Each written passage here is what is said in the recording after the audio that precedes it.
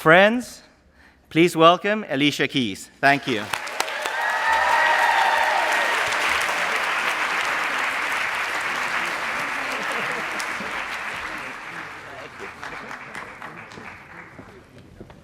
Yes! Woo!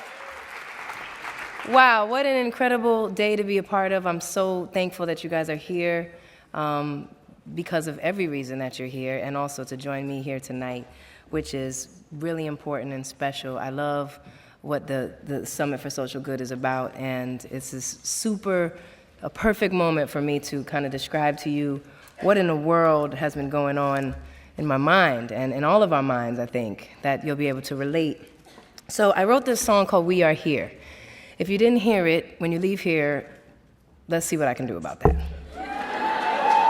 But the day I wrote this song, I was sitting in a setting of people, of my friends, and the question came up asking me, why are you here? Not why am I here, like why did you come, because I didn't invite you to this place, so why are you here? But like, why are you here in the world, on earth? And it struck me so deeply, I couldn't believe it. I'd never been asked that question before, to be honest.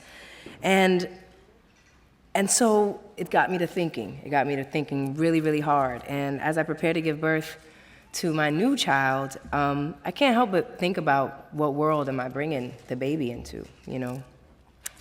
Wherever we come from, you know, we see the state of the world today, and we can all feel a growing frustration and a desire to make a difference. When I co-founded Keep a Child Alive 11 years ago, I had no idea the impact, what impact it would have, if at all. And I just felt so desperate to help these mothers and these children that it was more than ever where I realized the quote that Gandhi said, where he said, you know, be the change you want to see in the world. And I didn't want to sit back and watch these mothers and children not have access to this AIDS medicine. And so I know that we all have a voice. We just need to know how to make it heard. So a decade later, with Keep a Child Alive, we helped over 300,000 mothers and children get the life-saving treatment and care that they needed to survive and thrive. And now I understand what that impact can be when we come together to make a difference. You know, it's unstoppable. This summer on our TV screens and in social media feeds everywhere, you know, we saw so many images from all over the world and here at home that made us angry and outraged. It made our hearts break. And a lot of us felt powerless to do something. I know I did. You know, you feel like, what is going on? Why, everywhere do I turn, there's like constant catastrophes, and what is happening, and what am I supposed to do about it? And that's what got me to thinking, because we all do want to do something, but oftentimes we don't feel empowered, or we feel like, you know, whatever it is that we try to do will leave no result. And so that is why I created We Are Here, because it's not about me, it's about we. So I realized that people want to do something. We all want to do something. Some of us in this room are more fortunate to actually have that direct contact with people, or have had the bravery to start our own organizations and things and say, I'm going out to do this. But so many of us, we want to do it, but what do we do? Who do we go to? Where do we find it? Is it really the right thing? Will something happen from it? And so I felt like if we can gather a group of really powerful organizations who are doing great work, how many people would want to be a part of that and say, I believe in that. That's important to me. How many people don't even know what's important to them yet and want to be awakened? So that is why I created We Are Here again, because it's not about me, it's about we. So we are here to manifest an empowered world community built on the true meaning of equality. We are all considered one people, regardless of race, religion, gender, zip code, belief system, or sexual orientation. We are here to make sure every voice is heard so that our representation reflects our population. We need our leadership to reflect an equal balance of the gifts that both men and women have to offer. We are here to ensure that every child born into this world receives a quality education where their unique gifts are nurtured so that they may be a beneficial presence in the world.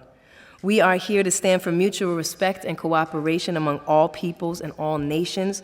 We must end all forms of racial injustice for our Black brothers and sisters and all people of color. We are here. You clap. Yes, because we are here. Thank you. We are here to help end the prison industrial complex in America and reform our justice system so that it's based in fairness and truth. We are here to help bring about universal global health care based on integrative medicine so that our bodies are treated as one system and we can help control the spread of diseases like AIDS, malaria, TB, and Ebola. We are here, thank you, because we want to put an end to the poverty, oppression, and hopelessness that often breeds despair, terror, and violence. We are here to help enact common sense gun laws that protect families, children, and society from unnecessary violence. We are here to choose unity, love, forgiveness, and compassion to acknowledge our individual and collective power to change the status quo. And it doesn't have to be a dream anymore. It doesn't have to be something that's out of reach, but it is going to take work. And after a decade of working with Keep a Child Alive, I've realized that issues don't exist in isolation. The whole has to be fixed in the spirit of togetherness. We're taking a holistic view on the peace movement. It's not just about ending violence, it's about trying to alleviate those problems that divide us. Peace is about ending hunger and disease as much as it's about ending war. It's about bettering our neighborhoods as much as it's about global conflicts. We are all connected. That's why we are here, is supporting great organizations doing incredible work, working to end extreme poverty, gun violence, discrimination, inequality, epidemics, and more. Together, we will be the wings for these angels, and the organizations that I'm talking about currently are Oxfam, CARE, Partners in Health, War Child, Keep a Child Alive, All Out, the Trevor Project, Moms Rising, Girls Rising, the Future Project, the Trayvon Martin Foundation, and the Equal Justice Initiative. Yes, thank you. Thank you.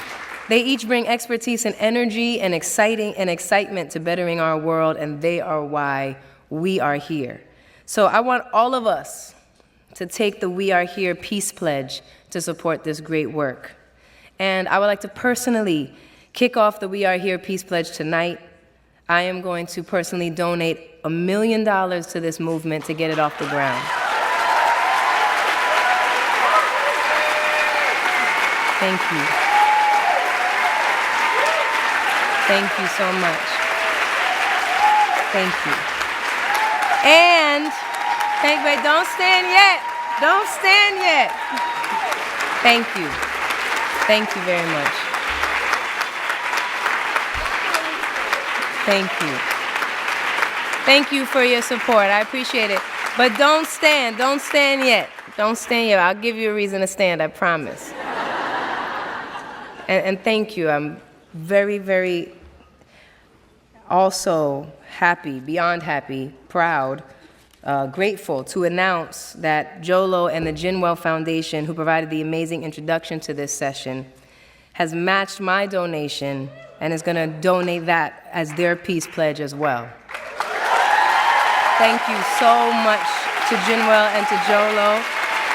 It's my deepest gratitude. Thank you. Thank you so much. And I would like to encourage anyone or corporations who have the means to match this pledge as well. And for those of you thinking, I want peace too, but I don't necessarily have $1 million, I want you to know that your pledge can be any amount that you can, because it can be $1, it can be $2, it can be $100. Any amount of money that you can match the peace pledge with is encouraged. So it's not only about money. To be honest, it's not even about only donations. It's about raising also the awareness for these good causes. It's about inspiring. What it's really about, the core of it, honestly, is really about inspiring us all to take action, to get educated and enlightened about the world around us. So go to the weareheremovement.com and check out what interests you. How can you help volunteer in your communities, take action, raise your voices, Sign up and let us know what matters to you, because we are here to galvanize a peace army who can support these organizations doing the heavy lifting in all the powerful ways we have to offer. Thank you. So, ladies and gentlemen, brothers and sisters, we are here to give birth to a kinder and more peaceful world for all children. And without further ado, let me please bring some of the visionaries from 5 of the We Are Here partner organizations to the stage. So please welcome Peter Twyman from Keep a Child Alive, Bryan Stevenson. Come along, Peter. There he is, Bryan Stevenson from Equal Justice Initiative. Holly Gordon from Girls Rising. Yes. Samantha Nutt from War Child. And Andre Banks from All Out. Andre. Thank you. All right, I think we're supposed to sit down now. The thing is, I don't think I have a chair. I'll sit here. I'll sit on the stool. Oh, shoot, here we go. Thank you so much for being here. I'm so glad to have you all here and to make this announcement to everybody that's with us tonight. Is it tonight yet? Because as an entertainer, you just naturally say tonight. I think it's somewhere near the evening time at this point. So thank you. I mean, I am so thrilled and excited that we are able to really join together, because one of the things that I think happens a lot is oftentimes we don't get the opportunity to kind of knock down the walls between each other. I think we were saying that a lot. Obviously, we all have such important missions and want to do so much good, but we don't often find the similarities in the ways that we can do it all together. So this is a really beautiful thing, really empowering the already existing organizations that are doing so much incredible work. So I have a few questions that I'll throw out to all of you, and I'll start here with Samantha. How is your organization working to bring about a kinder, more peaceful world? Well, our organization, War Child, we work in war zones with kids, and we support about 500,000 children and their families each and every year. We're active in more than 22 different war-torn countries as War Child International, and our focus is really to take that long-term approach. So we're not an emergency organization. We don't do the important work of food, water, shelter, and blankets. There are great organizations, some of them that you're also contributing to, that do that kind of work. We look at war as a generational problem. It's a problem that is unfortunately really, it gets embedded in communities, and it takes a long-term approach and a long-term vision. So we work in the areas of education. We work with poverty reduction initiatives, what we call opportunities, so skills training for young people, microfinance, work with women and their families. And then we do work in the area of access to justice to make sure that children are protected and their rights are upheld. And we've been doing this work now for over 15 years, and we're seeing extraordinary results in all corners of the world, places like Eastern Congo, South Sudan, Afghanistan, environments where war runs very, very deep. But with consistent investments, we're seeing meaningful change in the lives of those kids who previously were fighting with militia groups and who are now graduating from school as a result of our accelerated learning programs. So we believe, as you do, that peace is actually a very real idea, but that it requires the right kind of investments and the right kind of long-term commitment to achieve that goal. Right, that's incredible. Peter. Thank you. Thank you. Yeah, so as you mentioned, Alicia, Keep a Child Alive has been around for 10 years. We support HIV treatment, care, and support programs for kids and families in 5 countries. We're in South Africa, Rwanda, Uganda, Kenya, and in India. And we recognize, as you recognized earlier, that you can't just treat the child, you can't just treat the clinical problem of HIV. You have to treat the whole child, and you have to treat and support the whole family. So we support community-based organizations on the ground doing the great work, doing innovative work to solve some of the biggest challenges related to HIV treatment for kids and families. So I'll just give you an example of that. So for instance, in Uganda, we've been supporting a clinic there called Alive Medical Services for the last 8 years or so. And you've been there, Alicia, and it's a pretty extraordinary place. And this was started by a woman named Dr. Pasquin, who just had a passion and a vision she saw people dying in her community, and she decided to jump in and do something about it. And we've helped her over time. We've nurtured her effort. And now she serves 12,000 patients in a clinic. And she provides comprehensive care.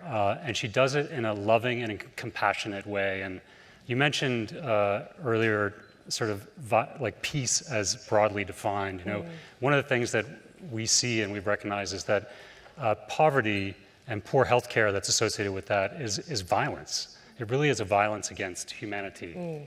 So we've been able to develop these programs that are really beautiful and comprehensive and loving and provide dignified quality care to the poorest of the poor who rarely get that kind of respect. Right.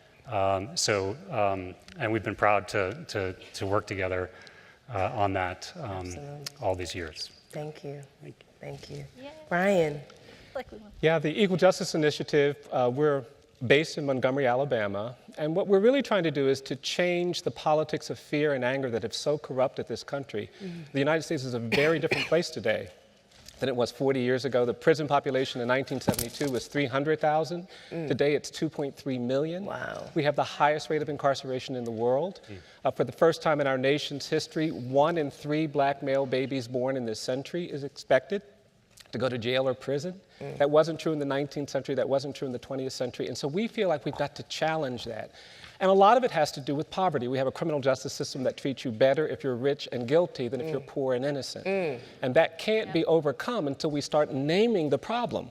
We've got a problem with racial bias. Black and brown people in this country are often born with a presumption of guilt. And that presumption follows them into stores and into places and onto streets and into courtrooms. And because of that, there is this hopelessness that I think we have to confront with hopefulness. And so we're trying to change the narrative. This country has never really talked honestly about the legacy of racial inequality. Slavery didn't end, it evolved. It turned into terrorism between Reconstruction and World War II, and then the decades of Jim Crow and segregation. I was born in a community where black children couldn't go to the public schools. I had to go to a colored school, and we got to the 50th anniversary, which is coming up, of the Voting Rights Act, but we never committed ourselves to truth and reconciliation. We just moved on, and because of that, these tensions exist. And so we believe we have to confront a racial injustice, break down the prison industrial complex, talk about reducing mass incarceration, change this war on drugs, which was deemed a problem that could be treated by the criminal justice system when it should have been treated by the healthcare system, and save lives in communities where there is too much hopelessness. My great fear, my great anxiety is when I go into poor communities and I talk to kids 13 and 14 years of age who tell me that they don't believe they're going to be free or alive by the time they're 21. Definitely. And too many children in this country make that statement. So we've got to change that. We've got to change that by naming the problem of politics of fear and anger and confronting mass incarceration and excessive punishment in this country. That's it.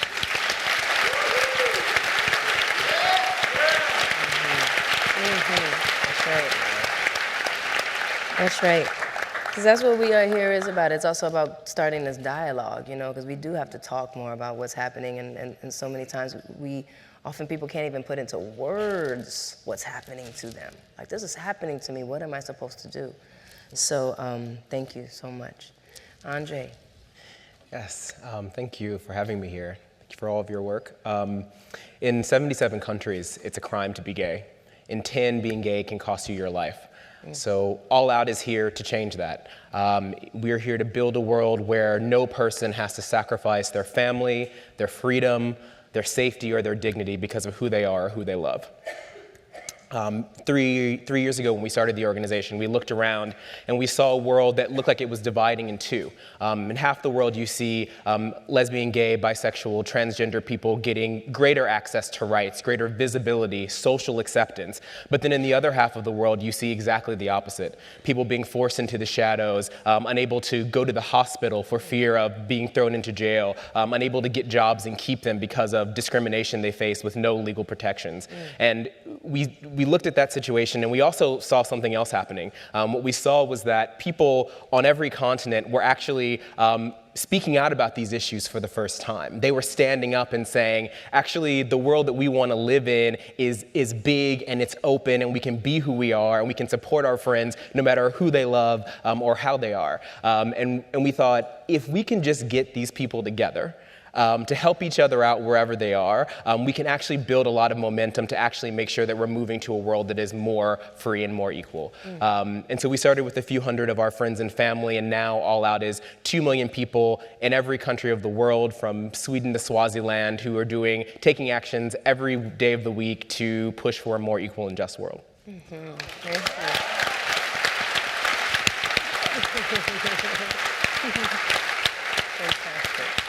Fantastic. Makes sense to me. That sounds so simple. It's really so simple. Holly. Girl Rising. Yes. But I first want to say the thing that we all have in common, which is so exciting about this campaign, is that we all have a vision for what can be, and a sense of momentum and tirelessness about fighting for that vision, right? And by bringing us all together, and with everyone in this room, we share a vision of what the world can be. And at Girl Rising, we are here to change the way the world sees the girl. That's right. That she is not a burden, but she is an opportunity. Oh yeah. If you're not investing in half the world's population, then you are squandering opportunity. And opportunity begins with education, and progress begins with education. And so Girl Rising uses storytelling and a feature film that you're in, baby, I am. to spread the word about the importance of girls' education to all of our futures. And Girl Rising has been screened in thousands of communities all around the world, and it's inspired presidents and prime ministers and mothers and fathers to look at their girls in a new way, and to start to look at the barriers that girls specifically face to education, like gender-based violence, like early marriage, like child labor, and really discrimination, where her body is more valued than her mind. We know that girls' education transforms society, that when you educate a girl, you don't just change her life, you change her family, her community, and the next generation. So it makes sense.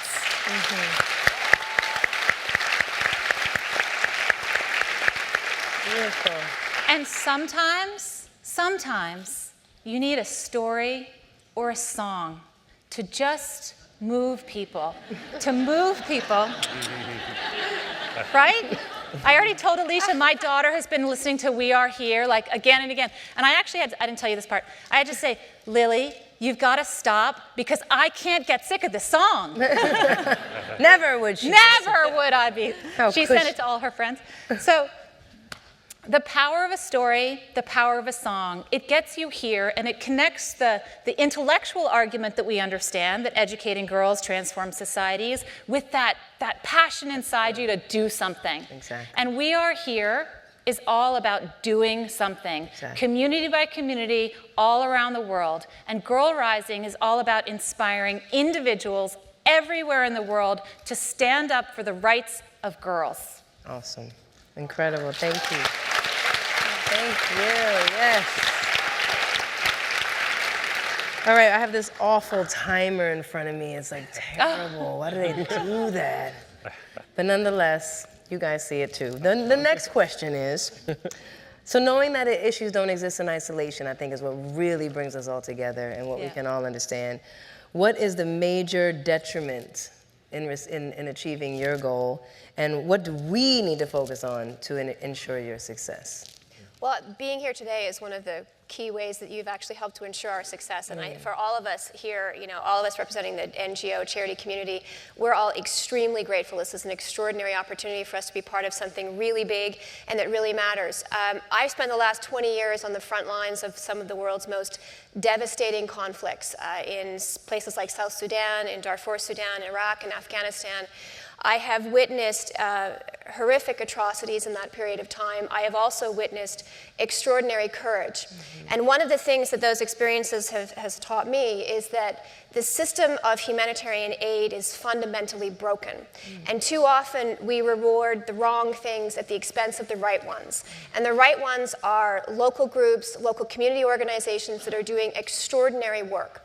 And that's been War Child's programming model, is to invest in those organizations, invest in that local expertise, and to make sure that they have the tools and the resources to begin to rebuild and to recover from this devastating trauma. The challenge that we face, and the biggest obstacle always, it's funding, but it's also inconsistency. And I have walked those streets when the international community has gone home, when these crises are no longer in the news, and when we unfortunately erase a lot of those gains. And so I would say, having experienced all of that, that the most fundamental thing that any one of us can do, if we really want to advance the cause of peace, is to stop giving to charity and to really give to change. And that, to me, is what this whole movement is really representing. Nice. Nice. Nice words.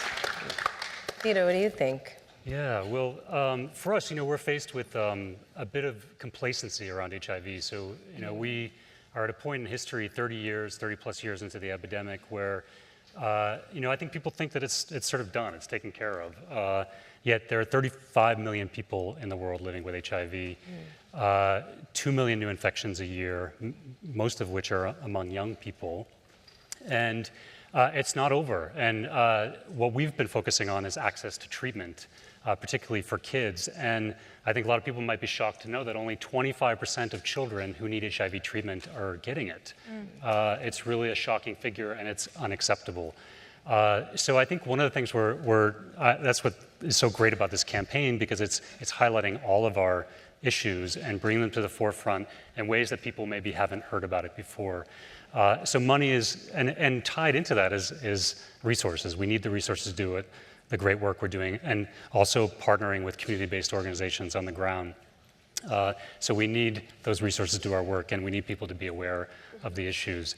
And I guess, just going back to this interconnectedness, I think one of the challenges is sort of the way donors have approached this work, is that, we have these silos. HIV is, a clinical problem, and poverty reduction is over here, and nutrition is over here. So we really need to start to bring these things together. And we're developing strong models with our community-based partners to actually do that we're really excited about. And I think as a whole, in the AIDS response and all these responses, we need to do more of that. Perfect. Thank you.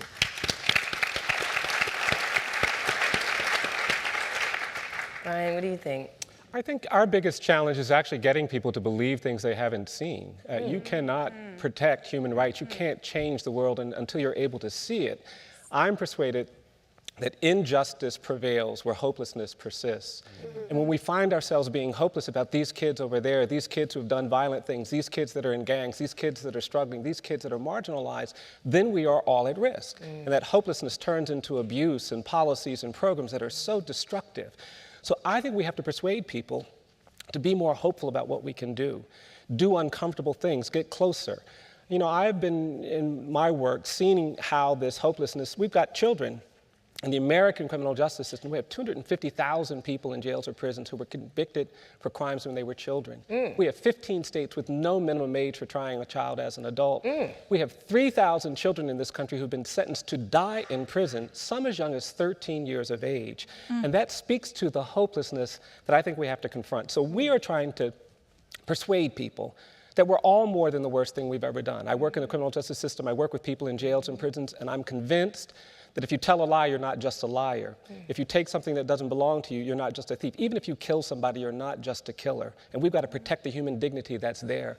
I'm also persuaded that we've got to get people to understand that the opposite of poverty is not wealth. I don't believe that.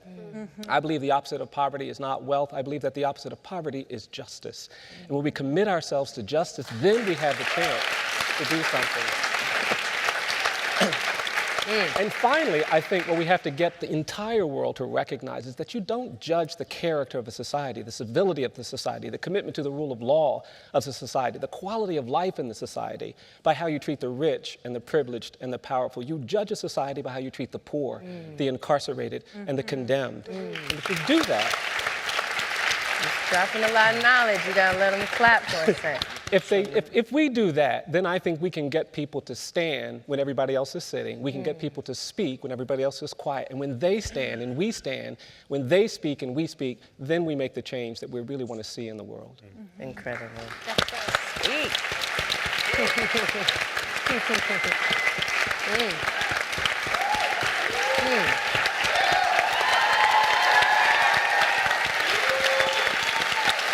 Seriously.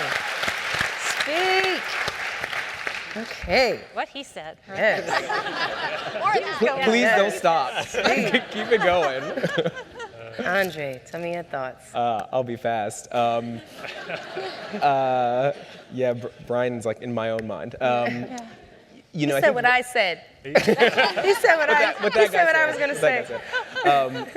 You know, I think some of what we're doing right now is actually really important for our work. What we often find is that working on issues related to lesbian, gay, bisexual, and transgender people, even within the communities of advocates and activists, those communities are left behind. People are afraid to speak out because if they go into the room and they say, I don't just care about public health, but I care about public health where it intersects with gay rights, people will scream at them. People will not support them. And I think what we need is more people to build these bridges. We need people to be able to advocate for us.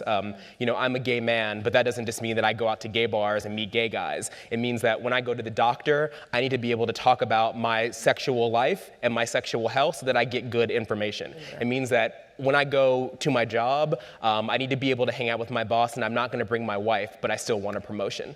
You know, these are the kinds of things that are real for people in their lives. And so I think being able to sort of broaden the way that we look at that issue, really make sure that it's intersecting with the rest of these communities is absolutely critical. Absolutely.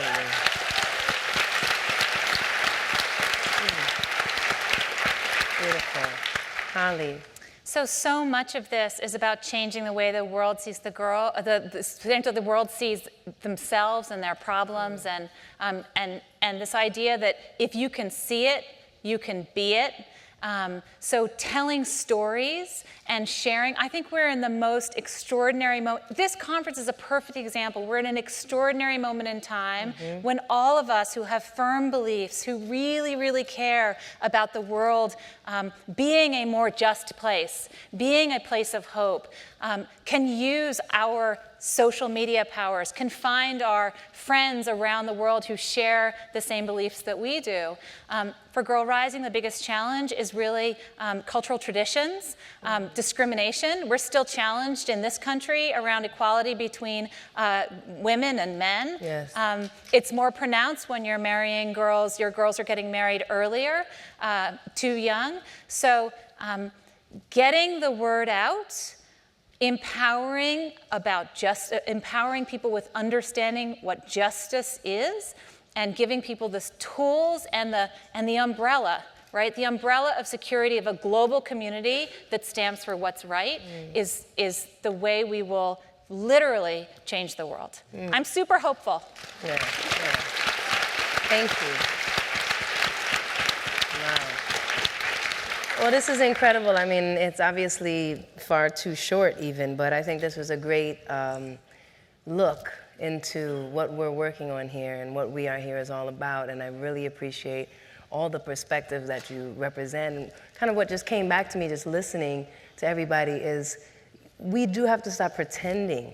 You know, we have to stop pretending that these things don't exist or that it's not the truth, or, you know, because it's not what you want to be real, it's like you act as if it's not happening. You know, it's like, and I think we've just come to the point where there is no more pretending. There's just obviously no more pretending, because we all are seeing it, we're all witnessing it, we're all affected by it, we're all hurt by it, feeling it. And so I think that's the power of the fact that, to your point about being hopeful, there is so much hope that we all have. There is so much potential that we all have. There is so much power that we all have. And I think we also really aren't given that feeling, you know, that fuel to see that when we do join together, there is an undeniable strength there. So we all in this room, I know, and everybody watching, plan to make that, to prove that wrong. You know, we're going to prove that wrong. Alicia, about acting, right? Take that power and then act. And we all have the power to act. And you would be, it's amazing what happens, right? You've built a whole career by taking one step by one step and being brave and going, right? It is amazing what can happen when you take a burning belief and make it real. That's right. Right? That's right. So that's what We Are Here movement.com is all about, and what We Are Here is about. So I absolutely want to thank you so much to Samantha and Peter and Bryan and Andre and Holly. Thank you for your power and your bravery and your burning desire. You know, that is something that we can all continue to support. Thank you to everybody who's in this room for all of your burning desires, everything that you're working on, that you're envisioning, visualizing, and making come true, and being real examples for us. Thank you so much. So we are here for each other. You know, that is the reason why I believe we are here. And when we agree and then believe, then we're on the path to a whole new world, you know, and it's not just that, it's not just those words, it's a real thing that we are doing right now. So thank you so much for your time and support. And on your way out of the room, I have to tell you that there are these super cool little cards. And it says, I am here, and I want y'all to fill in the blank, all right? So tell me why you are here. Share with your family why you are here. Share with your children and your loved ones and your friends over dinner. Ask them that question, why are you here? Because I know that the response that comes back is really, really blows your mind. And I also have one more surprise for you, so just wait 1 second. But please give love to everybody on our panel. Thank you. This is good. Really good. All right. Yes! We are here! We are here!